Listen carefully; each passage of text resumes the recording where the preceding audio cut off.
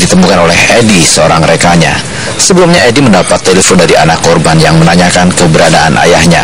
Edi kemudian mencari ke tempat kos dan mendapati korban telah tewas. Diduga korban dibunuh beberapa hari sebelumnya. Posisi di atas tempat tidur, tapi kakinya satu di bawah. Ada luka-luka? Belum dilihat gitu loh, karena dia tengkurap. Nah tadi dengar dari forensik ada luka di sini, makanya kita mau lihat nanti di kamar mayat. Saat dilakukan olah TKP, polisi mendapati dompet korban hilang. Petugas Polsek Tebet masih melakukan penyelidikan.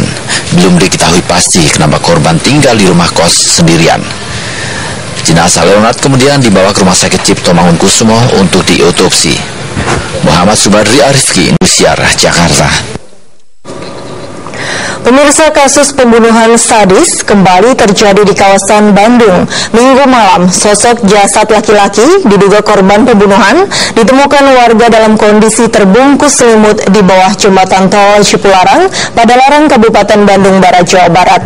Tubuh dan wajah korban mengalami luka lebam. Jasad pria keturunan Tionghoa tersebut diduga sengaja dibuang pelaku pembunuhan untuk menghilangkan jejak.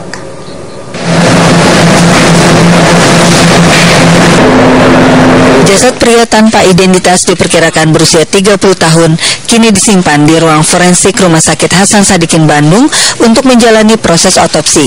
Dari hasil identifikasi petugas, di sekujur tubuh dan wajahnya ditemukan luka lebam, bekas pukulan benda tumpul. Korban dengan ciri mata sipit, berkulit putih, tinggi 170 cm, diduga warga keturunan Tionghoa, ditemukan warga di bawah jembatan tol Cipularang di kilometer 117 Bojongkoneng, Padalarang. Saat ditemukan, korban berada dalam kantong tidur atau sleeping bag warna biru di sawah milik Ajang Rohmat. Setelah melakukan olah TKP, aparat Polres Cimahi menduga korban dibuang dari dalam kendaraan arah Bandung menuju Jakarta. Karena dari kontur jalan itu cukup curam ke bawah ya. Jadi konturnya itu sawahan dengan dari ketinggian dari tol ke bawah ke sawah itu cukup tinggi, sekitar 8 meter.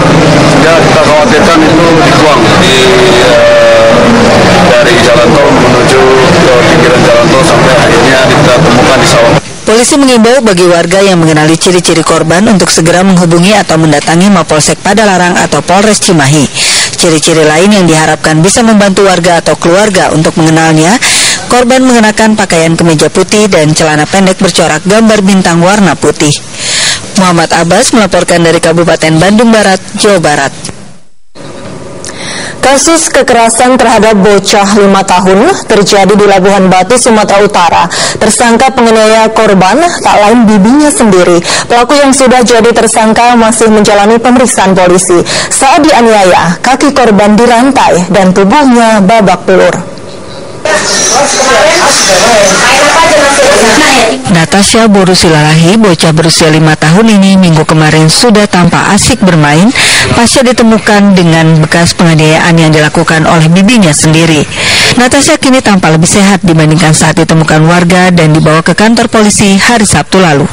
Saat itu bocah malang ini ditemukan dalam kondisi kaki dirantai dengan banyak luka penganiayaan di tubuhnya.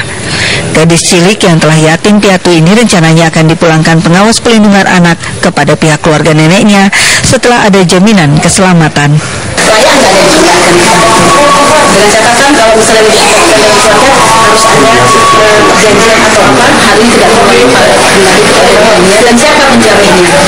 Kabar kasus penganiayaan yang menimpa Natasha mengejutkan tetangga sekitar rumah nenek korban di kawasan Padang Bulan, Labuhan Batu.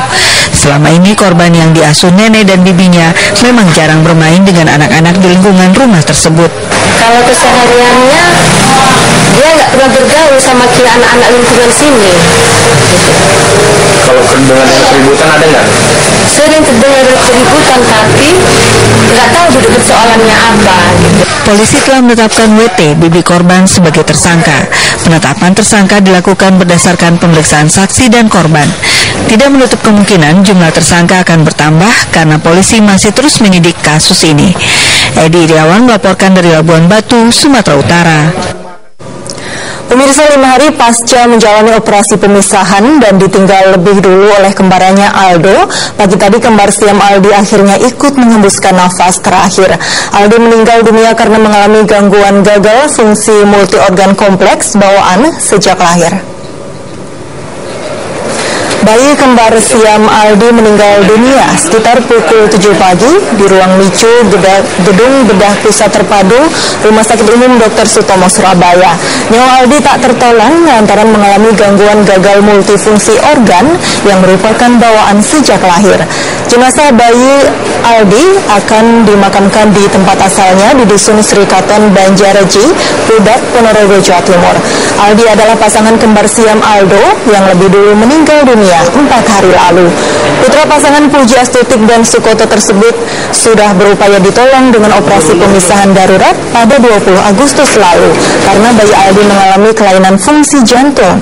Sehari pasca operasi, bayi Aldo meninggal dunia dan kini disusul kembarannya Aldi juga meninggal dunia. Gara-gara orang gila membakar sampah, sebuah bengkel di Tegal, Jawa Tengah hangus terbakar. Kami akan hadirkan informasinya sesaat lagi.